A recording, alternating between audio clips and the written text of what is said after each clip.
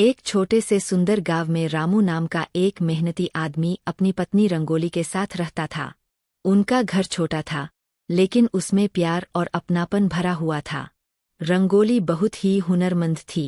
वह अपने हाथों से लाल, पीले, हरे, नीले और गुलाबी रंग तैयार करती थी। जब वह रंग बनाती, तो ऐसा लगता मानो इंद्रधनुष उसके आंगन में उतर आया हो। रामू रोज सुबह सूरज निकलने से पहले उठ जाता। वह अपना लकड़ी का थैला साफ करता, उस पर रंगों के डिब्बे बड़े करीने से सजाता और मुस्कुराते हुए आवाज लगाता, ले लो रंग बिरंगी रंगोली। वाह, देखो कितने प्यारे रंग हैं। कौन सा चाहिए? मुझे गुलाबी वाला दीदी। मुझे पीला भैया। ये लो बच्चों। मान में काले बादल छा गए।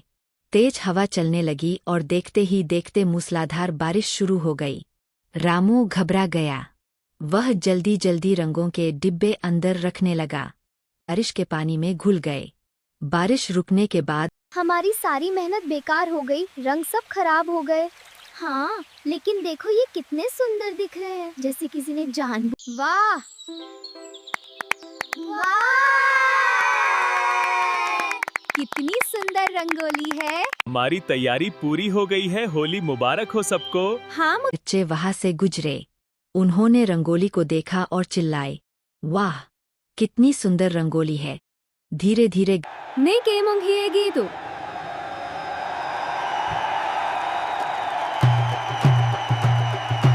देखो रंगोली कितना सुंदर बना है। हाँ रामू, कृष्ण जी भी खुश लग रहे हैं। देखो रंगोली, सब बिक गया। हमारी मेहनत सफल हुई। हाँ रामू, मैं बहुत खुश हूँ। ये सब तुम्हारी लगन का नतीजा है। रंगोली, ये तुम्हारा है।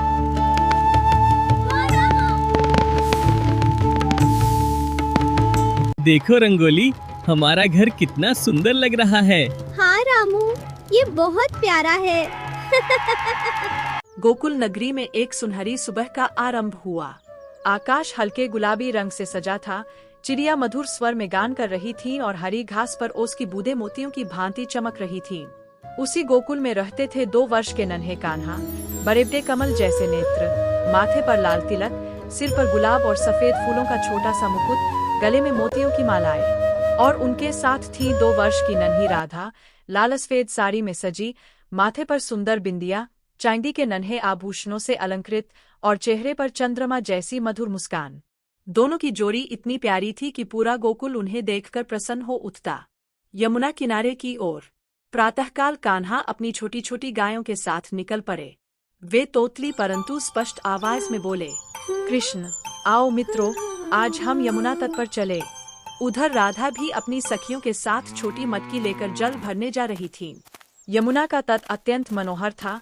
नीला निर्मल जल, हरे वृक्षों की छाया, रंग बिरंगी तितलियां। कान्हा ने राधा को देखा और उनकी आंखों में शरारत की हल्की चमक आ गई। वे धीरे से बोले, कृष्ण, मंद हंसी के साथ, यदि मैं आपकी मटकी को हल्का सा स्पर्श कर दूं तो क्या होगा?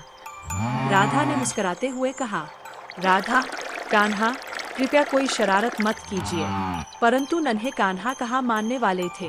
उन्होंने धीरे से मटकी को छू दिया और वह नीचे गिर पड़ी। जल बह निकला। राधा ने होंठ फुला लिए। राधा, हल्की नाराजगी में, यह उचित नहीं है। मैं निव्या से शिकायत अवश्य करूंगी। कान्हा हंसते रहे। शिकायत और बंधन लीला। राधा सीधे यशोदा मैया के पास पहुंची। राधा, निव्या, कान्हा ने मेरी मटकी तोड़ दी। यशोदा ने कान्हा को बुलाया। यशोदा, कान्हा, क्या यह सत्य है? कान्हा ने भोलेपन से उत्तर दिया। राहुल नाम का एक गरीब किसान अपनी पत्नी गीता के साथ रहता था। उनके पास न अपनी जमीन थी, न पक्का घर, न कोई जमा पूंजी। मिट्टी की एक टूटी फूटी झोपड़ी ही उनका सहारा थी। दोनों पति पत्नी बहुत मेहनती थे, लेकिन किस्मत हमेशा उनसे रूठी रहती थी। वे रोज सुबह सूरज निकलने से पहले उठ जाते, थोड़ा सा सूखा रोटी का टुकड़ा खाकर जंगल की ओर निकल जाते। जंगल में लकड़ियां काटते, उन्हें सिर पर लादकर कई किलोमीटर दूर बाजार तक ले जाते और बेचते। जो थोड़े बहुत पैसे मिलते, उनसे दाल चावल या आटा खरीद कर 2 वक्त का साधारण खाना बनाते। कई बार तो हालात इतने खराब हो जाते कि उन्हें आधा पेट खाना खाकर ही सोना पड़ता था, लेकिन फिर भी दोनों एक दूसरे का हौसला बढ़ाते रहते। एक दिन लकड़ी काटते काटते वे जंगल में बहुत दूर निकल गए। दोपहर का समय था, धूप तेज थी, इसलिए वे एक नदी के किनारे बैठकर आराम करने लगे। नदी का पानी साफ और ठंडा था। तभी राहुल की नजर पानी में पड़ी किसी चमकती चीज पर गई। उसे लगा जैसे पानी के भीतर कुछ सुनहरा सा चमक रहा हो। वह धीरे धीरे नदी में उतरा और हाथ डालकर उस चीज को बाहर निकाला। वह एक पुराना सा जूता था, देखने में साधारण, लेकिन उसमें हल्की सी चमक थी। गीता ने कहा कि इसे फेंक दो, कौन जाने किसका पुराना जूता हो, लेकिन राहुल को लगा कि इसमें कुछ खास बात है, इसलिए वह उसे घर ले आया। घर आकर उसने मजाक मजाक में कहा, अगर तू सच में जादुई है तो हमें थोड़ा आटा दे दे।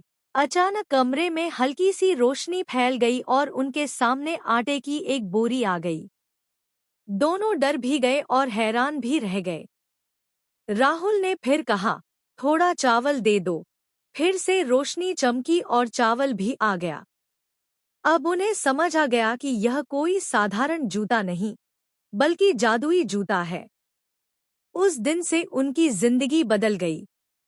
राहुल जूते से जरूरत का सामान मंगाता, उसे बाजार में बेचता और धीरे धीरे उसकी कमाई बढ़ने लगी। कुछ ही महीनों में उसने अपनी झोपड़ी की जगह पक्का घर बनवा लिया। फिर बड़ा घर, फिर सुंदर हवेली और देखते ही देखते राजमहल जैसा शानदार मकान खड़ा हो गया। गांव वाले हैरान थे कि अचानक राहुल इतना अमीर कैसे हो गया, लेकिन राहुल के स्वभाव में जरा भी बदलाव नहीं आया। वह पहले जैसा ही सरल और दयालु बना रहा। एक दिन गांव की एक बूढ़ी अम्मा कई दिनों से भूखी थी। वह राहुल के घर आई और मदद मांगी। फिर बड़ा घर, फिर सुंदर हवेली और देखते ही देखते राजमहल जैसा शानदार मकान खड़ा हो गया।